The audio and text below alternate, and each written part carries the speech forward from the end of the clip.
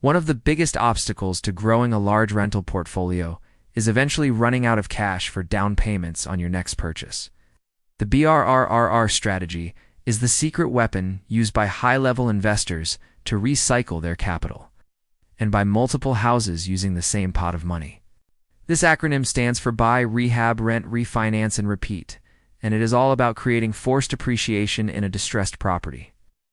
You start by purchasing a home that needs work at a discount, and then you use your renovation skills to significantly increase its market value. Once the property is rented out and stable, you perform a cash-out refinance to pull your initial investment and renovation costs back out. Because the home is now worth much more than you paid for it, the new loan covers your original costs and leaves you with a cash-flowing asset. You then take that same lump sum of cash and move it directly into the next deal to start the entire cycle over again.